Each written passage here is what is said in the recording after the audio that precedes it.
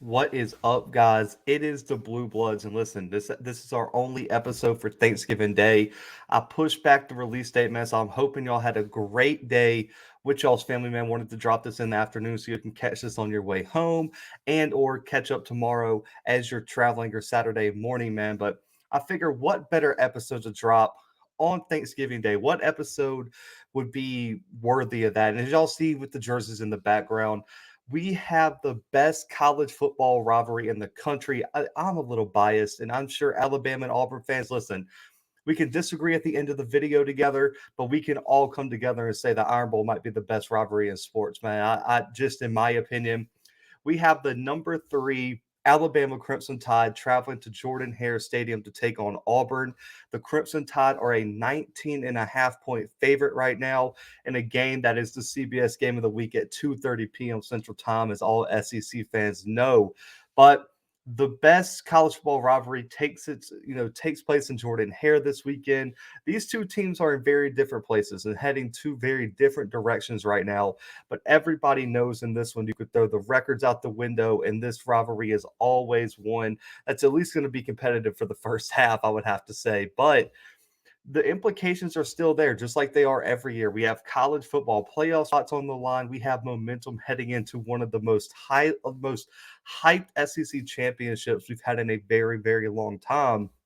And one team in Auburn is fighting for a massive upgrade in bowl prestige and also has a first year head coach really looking to change the narrative on his first season, especially after these past 3 weeks. But let's set the table and then we'll get into some keys of the game. With first, the Crimson Tide entering this matchup 10-1, 6-1 in the SEC, has a 5 game win streak right now since their loss to A&M, and had a huge win over number 21 Arkansas that gave the Crimson Tide a real scare last week in Bryant-Denny. But Nick Saban is looking to win his first game in Jordan-Hare since 2015 and keep this Crimson Tide team in perfect position to make another SEC championship run and another college football playoff appearance potentially, especially if they can win next weekend. While on the other sideline, Auburn 6-5, 3-4 in the SEC, and the wheels have really fallen off of the Brian Harsin train right now, man. I mean, they're in the midst of a 3 game losing streak. I mean, they've blown a 28-3 lead over Mississippi State, a 14-0 lead over South Carolina, and things have really been chaotic on the plane since Bo Nix went down with a season-ending ankle injury. But TJ Finley is looking to lead the Tigers into this one and possibly pull off one of the best and biggest upsets in Jordan-Hare Stadium and in Iron Bowl history, man. And for the Iron Bowl, for those who aren't Alabama Auburn fans who might be checking this out, it's one of the most storied rivalries in the country. Stretches back to 1893. Bama leads the series 47-37, one tie in the history. And the series, though, has been relatively competitive compared to, some of the country's, I guess, perceptions of it. I mean, the series is tied 2-2 over the past 4 seasons. And like I said, the Crimson Tide is looking for their first win in Jordan-Hare since 2015. So everything is on the line this weekend when these two teams match up. But for the keys into the game, man, both of these should be obvious if you've watched either of these teams play. But we'll start with Alabama. And when you have a quarterback like a Bryce Young, you have a group of wide receivers led by Jamison Williams and a John Mechie. The key to this game has to be to put the ball in Bryce Young's hand and allow these wide receivers to go out in space and make plays. That has to be the key. And you look at this offense, they really don't have a lot of depth at running back. Brian Robinson's been doing outstanding. But when you have a Heisman Trophy candidate in a rivalry of this size, and that's the strength of your offense, you have to go let them go out, win you this game, especially with an Auburn secondary allowing over 230 yards per game through the air. The opportunities are going to be there for you. So for me, you look at this Crimson Tide passing attack, it ranks second in the SEC, only behind the air raid attack of Mike Leach, with over 320 passing yards per game. And it's played a large role in the Crimson Tide having a top 5 scoring offense this year. And it's going to face an Auburn secondary that down the stretch these past 2 weeks really struggled. And especially in the second half of that Mississippi State game, they've really struggled to keep up with the athleticism of that spread attack that Mike Leach and Mississippi State brought into Jordan-Hare. But it all starts with Bryce Young this weekend, guys. Listen, this kid came in as a 5 star and had all the expectations of the world put upon him, and he has outperformed the expectations, in my opinion. Over 71% completion percentage for over 3,500 yards, 38 passing touchdowns, only 3 picks, and 2 rushing touchdowns. He's second in the SEC in passing yards. That's top 10 in the NCAA. Completion percentage, he's second in the SEC. QBR, he's second in the he's second in the SEC, or first in the SEC, second in the country in passing touchdowns, and he's fifth in the country in yards per attempt. I mean, Bryce Young right now and CJ Stroud have really separated themselves from the pack in terms of Heisman, in terms of Heisman quarterbacks right now. And Young has been so impressive because he's shown an ability to do it in the short game, to do it in the intermediate range, to throw that deep ball. He's been extremely efficient regardless of the passing concept that Alabama puts him in. And he's also has to give a huge shout out to his wide receivers, because those wide receivers can turn those short gains into a quick six. Like we saw Jamison Williams take a slant pass last week against Arkansas to the house and outran everybody. I mean, that kid is lightning in a bottle. We'll get to him, but looking at Bryce Young, man, you look at that short game, over 1,200 yards, 17 touchdowns, only one turn, and over 66 first downs generated just on the underneath game for Young in this offense. But then you look at the intermediate range, man, over 1,000 yards there as well, no turnovers, 7 touchdowns, and a 95.6 passing grade. And then you send the deep ball, 20 big time throws, and almost a 96 passing grade, 20 plus yards down the field. Bryce Young is so dynamic where he can put so much pressure and he can really take advantage of any weakness that your defense has. And so you have to give him a lot of credit for what he's doing down there in Tuscaloosa. Now, I want to give a lot of credit to the wide receiving core too, especially those top two guys in Mechie and Williams. But on top of that, Cameron Latu at tight end has also been a problem. When you look at Mechie, man, 77 catches, over 900 yards, 7 touchdowns.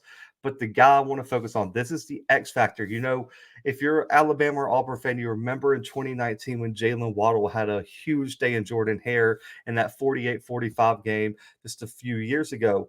Jamison Williams, I think, is set up to have a day kind of like that. You look at the speed and athleticism he brings, and I don't think that's something Auburn secondary has really seen this season.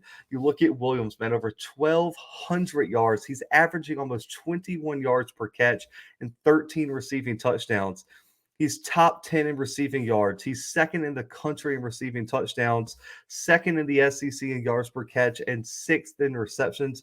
This kid is so dynamic, so explosive. And for me, looking now at, hindsight's 2020, but looking now at all the transfers this year that went different places, Kenneth Walker coming from Wake Forest, Michigan State, he's done great, but Jamison Williams has really helped Bryce Young take this offense to another level. And for me, he's played himself into consideration for wide receiver one in the NFL draft. I mean, this kid has been one of my favorite players to watch all season long. Now, Cameron Latu at tight end, man, also 15 yards per catch as a tight end, 6 receiving touchdowns. That's top 10 in the SEC.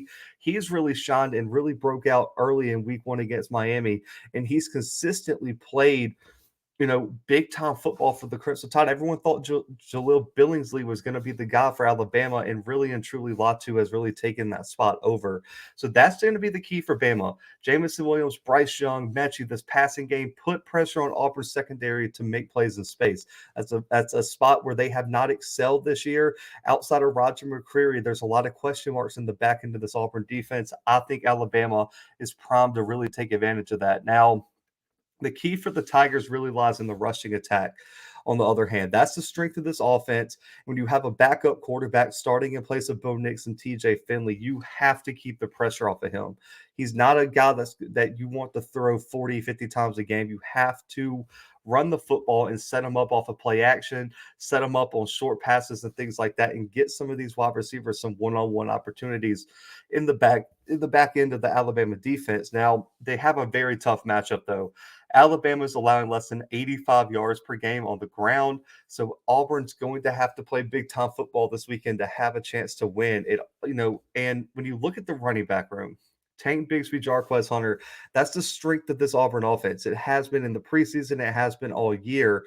They're going to have to play huge this weekend. There's no more excuses for Bigsby, who was banged up last year, didn't have his best game in Bryant Denny, and Jarquez. This is his first ever Iron Bowl. They're averaging about 180 on the ground per game. They had a big first half against South Carolina, but Mike Bobo really seemed to go away from them in the second half. And I think it cost Auburn that game. Now, you have to. I think Bigsby and Hunter, and even Shavers, if he's healthy, getting in the game, these guys have to run. I would say Auburn has to have probably 40 to 50 rushing attempts. And I think that's the goal. If you can't run that many times and do it efficiently, I don't think Auburn's going to win this football game. You look at Bigsby approaching 1,000 yards on the season, over 5 yards per carry, 10 rushing touchdowns, top 5 in rushing yards, and top 10 in rushing touchdowns in the SEC. And then Hunter, 574 rushing yards, over 7 yards per carry, and 3 touchdowns. He's second in the SEC in rushing yards in yards per carry. So these two guys have to generate some sort of explosion for this Auburn offense. That's something that's been missing over the past few weeks. They've really struggled against A&M. They struggled down the stretch against Mississippi State and South Carolina. You have to play a solid 60 minutes of football on the ground if you're Auburn to even have a chance to win this game. Now, you look at how they do it. They really lean off tackle and also right up the middle behind their all SEC center in Nick Brahms. That's going to be an interesting matchup. Can they get any push on the inside of this Alabama defensive front? Every time you've seen Auburn win this game, it's because their rushing attack has a big game, whether it goes back to 2013 with Trey Mason and Nick Marshall. In 2019, Bo Nix was able to do some things with his legs, and Boobie Whitlow had a big game. You have to run the football. Carry on was to God 2017. You have to have Tank Bigsby and Jarquez Hunter be dynamic. Off tackle, they're averaging over 6 yards per carry, 12 rushing touchdowns, 25 explosive runs. That's where they can make a living, bouncing things outside. Put some pressure on Toto and these linebackers to make some plays to Christian Harris's, make them play sideline to sideline, and you have to make some people miss out in the open space. Now, up the middle, Auburn's averaging over 6.5 yards per carry and over 13 explosive runs. The Auburn offensive line has to be physical. They have to dominate this weekend, because if you cannot limit the possessions your defense is on the field against this explosive Alabama offense, it's going to be a long day for Auburn. So that's why that's the key this weekend. Then the other, I would say, like 1A key is quarterback TJ Finley, man. He's going to be the starter for Bo Nix. Bo Nix out for the season with a broken ankle. Finley, the number one thing for him, he doesn't have to be special. Like you saw in 2019 with Nix, you don't have to throw for 400 yards. What you have to be is efficient and avoid turnovers. You have to establish drives if you're Auburn. Quick 3 and outs are the quickest is the quickest way to get down 14, 21 nothing against Alabama. You have to get 2, 3, 4 first downs and establish drives. Even if you can't get points on the board every time, go ahead and establish drives and give your defense times to recuperate on the sidelines, things like that. When you look at Finley, man, this year he's played decent, but his efficiency has not been great. Only 52% completion percentage. Last week, 17 for 32, had almost 200 yards and a touchdown. But last week he wasn't good enough down the stretch to win. Auburn was missing their leading wide receiver in Kobe Hudson last week, and they had a lot of problems trying to move the football through the air late. That cannot happen this weekend. I think Auburn needs to move more to the play action with Finley. That's where he really thrives when you break down the stats. Off of play action, he's completing almost 60% of his passes. That's where 2 of his 3 touchdowns have come from, and he's averaging almost 10 yards of completion. The play action really helps Finley generate some plays down the field, and I think Auburn needs to look at that as a way to potentially attack this defense. Now, that's the key for Auburn. The matchup to watch, though, goes off of that. That's why I wanted to pick it is the Auburn offensive line against this talented Alabama defensive line. If Auburn does not establish the rushing attack and Finley is on his back all game or is having to throw it away or is running for his life, this game could get out of hand very quickly for Auburn. But Auburn ranks top 5 in the SEC in sacks allowed this season. The offensive line has played much better than a lot of people have expected. Keandre Jones has been a huge piece at guard for this Auburn offense, the highest graded pass blocker for the Tigers. Tayshawn Manning has played big as well, and Nick Brahms has also done his thing at the center spot. Austin Troxell has to be big at tackle. The edge rushers are I mean, they are some of the best edge rushers in the country for Alabama. So Troxell has to be big off the edge. He's struggled early season past. He's gotten better down the stretch, but Auburn they have to protect Finley and they have to win their one-on-one matchups in the run game. They have to be physical and dominate and feed off this home crowd to really give Auburn a chance in this game. They cannot allow a sack party this weekend against Alabama. If that happens, Auburn has zero chance in this game. And then you look at the Alabama D line, over 37 sacks this season. That's tied second in the SEC, only behind Georgia. But the X factor for Alabama's defense, Will Anderson. Listen, this guy is, I don't even know what to say. I mean, this guy's a problem. In my opinion, he's established himself as arguably the best player in the country on defense. I think him, Kayvon Thibodeau, and Nakobe Dean have played just outrageous football this year. 12 sacks, 22 and a half tackles for loss, and almost 70 total tackles on the year for Will Anderson. This guy is just a force on that front four for Alabama. If he has this is an opportunity for Will Anderson to put his name potentially even in the Heisman race. There's a lot of people saying he should get Heisman votes now. If Will Anderson has a big day this weekend, that could go a long way in helping his case for that. I expect Will Anderson to be the focal point of Auburn's offensive scheme. You have to find a way to neutralize him because if he wreaks havoc, the rest of the defense feeds off of that, and he's a game wrecker by himself. He's one of those defensive ends that can single-handedly win the game for Alabama on the defensive side of the ball, and that's the kind of impact that he can have. Also, for Darian Mathis, tackle, Byron Young, Dallas Turner, all these guys are going to be big factors. I mean, Mathis has 4.5 sacks from a D tackle spot.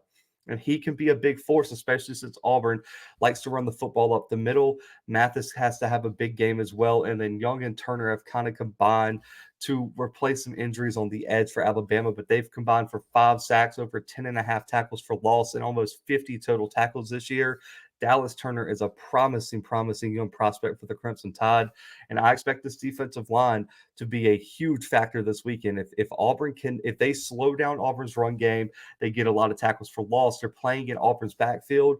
Alabama has a great chance to get out of here with a big win. But if Auburn can establish the line of scrimmage and get their run game going and protect Finley, Auburn has a chance in this one potentially. And so this is going to be a huge matchup to watch this Saturday afternoon in this huge game. Now, for predictions, man, I know a lot of Alabama fans get at me because I am an Auburn grad and everything, but man, this is a non-biased channel, man. And this weekend, Alabama is just, in my opinion, too good for Auburn. I know the Jordan-Hare is a tough place to play. I know Auburn plays differently inside the confines of Jordan-Hare, but for me, the way Jamison Williams matches up with Auburn's secondary, the way Bryce Young is playing, and the way that this defensive line just seems to step up game after game to get after the quarterback, I trust Alabama to win this game. I do think it's like a typical Jordan-Hare Iron Bowl. I think it's average scoring early. I can only see a 7 3-point lead for Bama at halftime.